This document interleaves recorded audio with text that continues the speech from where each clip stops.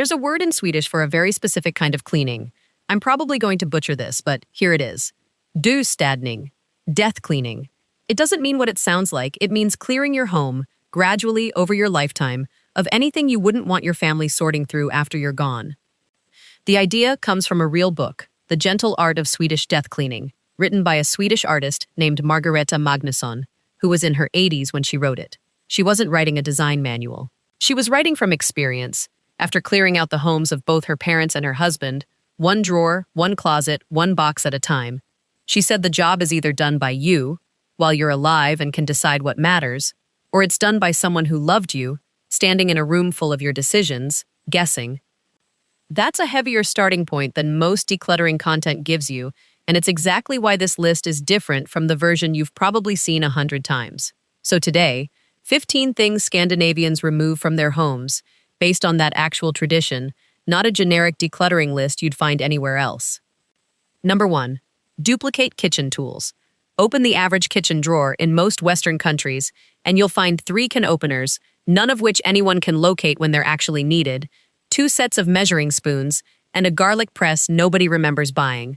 The Nordic idea of Lagom means just the right amount, not too much, not too little, and a kitchen drawer is usually where excess hides first, quietly, for years, without anyone noticing it's there. Astrid keeps exactly one of everything that does its job well. If a new version arrives, the old one leaves the same day, not eventually. Number 2. Sentimental clutter with no real value. This is different from sentimental objects that actually matter, and the distinction is the whole point. Astrid keeps what she loves. She doesn't keep what simply arrived and never left. Gifts she never liked but felt guilty returning, souvenirs from trips she barely remembers taking, a vase from a wedding she can't recall attending. Guilt is not a good enough reason to keep something for 30 years. Meaning is. Number 3. Paperwork nobody will ever read again. Old bills from a decade ago. Expired warranties for a washing machine that's since been replaced twice. Manuals for appliances that broke years ago and were thrown out without the manual ever being thrown out with them.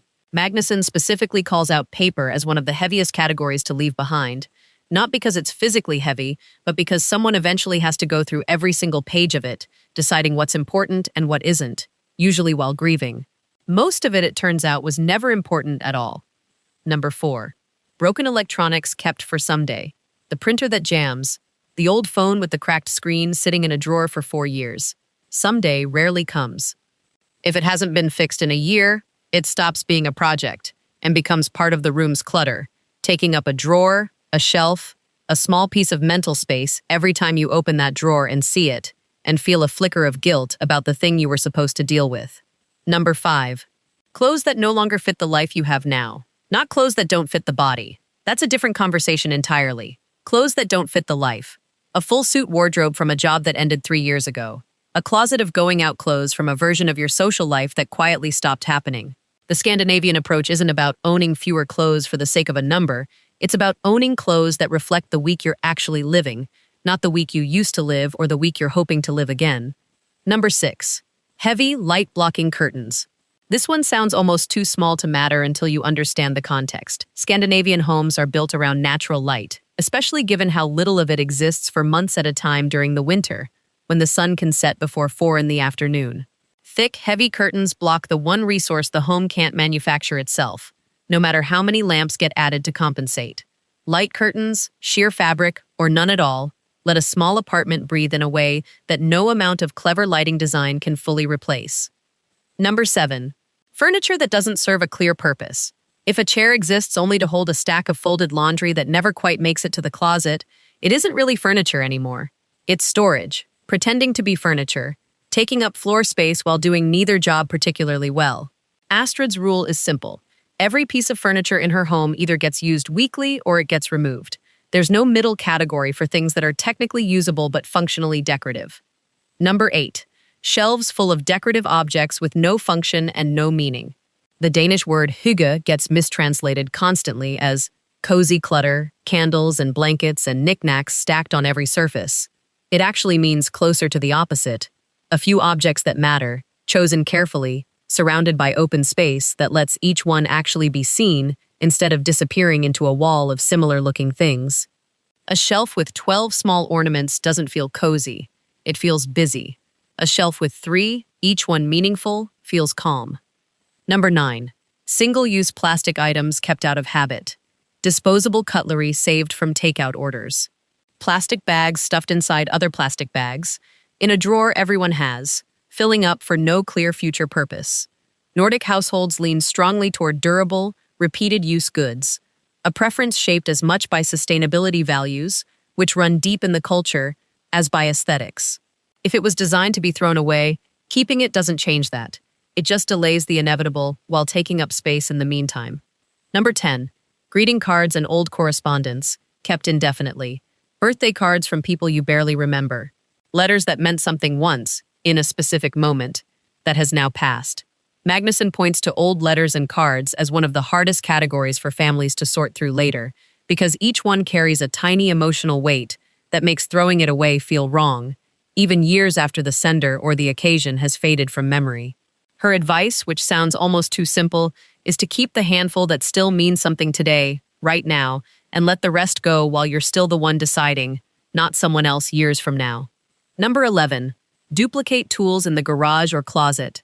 2 hammers because the first one went missing for a year and then reappeared right after the second one was bought. 3 sets of screwdrivers, none of them complete. 1 good set gets kept, properly organized, actually reachable when needed. The rest gets given away to someone who needs a starter set, rather than sitting in a box that hasn't been opened since the move before last. Number 12. Hobby equipment from hobbies that ended years ago. The yoga mat rolled up in the corner, untouched since a resolution that didn't survive February. The guitar in the closet, bought with real enthusiasm, played 4 times, then quietly abandoned. If it hasn't been touched in 2 years, it isn't a hobby anymore, no matter how much identity got attached to it at the time. It's inventory, and inventory has a cost, even when it isn't costing you money anymore. Number 13. Loud, mismatched color palettes. Walk into a lot of homes and you'll find a red accent wall next to a floral couch next to patterned curtains, each individually fine, collectively exhausting. Scandinavian interiors lean toward muted neutrals, whites, warm grays, soft wood tones, not because color is forbidden or because bold choices are wrong, but because a calmer palette makes a small space feel larger and makes a cluttered space feel calmer even before anything else gets removed from it. Number 14. Overflow storage under the bed. The boxes nobody can quite name the contents of. The suitcase full of things that didn't fit anywhere else, which became its own permanent category by accident. If a home needs to hide its excess out of sight just to feel finished and presentable, the real problem isn't the lack of storage, it's the amount of stuff that needed storing in the first place, which no clever storage solution actually solves. It just makes the problem invisible instead of absent. Number 15. Anything kept purely out of guilt. The gift you never liked but felt you couldn't get rid of. The inherited object you don't actually want but feel obligated to display somewhere, just in case someone asks about it. This is the item on the list that gets argued with the most, and it's also, according to Magnuson, the one that causes families the most quiet resentment later, when they inherit a house full of objects that were never actually wanted by anyone, kept only because nobody wanted to be the one who let them go. The core idea of döstädning isn't about owning less for its own sake. It's about making sure everything you keep, you actually want to be responsible for. Today, not eventually, not by default. None of this means owning nothing. Astrid's home isn't empty. It's edited. Every object in it earned its place, either through daily use or genuine meaning, and nothing sits there simply because removing it felt like too much effort at the time, or because getting rid of it felt like admitting something. That's the real difference between this and minimalism as a style trend. It's not about a look. It's about a home that doesn't quietly accumulate weight you'll eventually have to carry yourself, or leave for someone else to carry for you, one drawer at a time, long after you're not around to explain what any of it meant. If one of these 15 hit a little close to home, hit the like button, subscribe to Nordic Way for more of this every week, and drop a comment. Which one are you clearing out first? I read every single one. Och som alltid, vi ses nästa gång.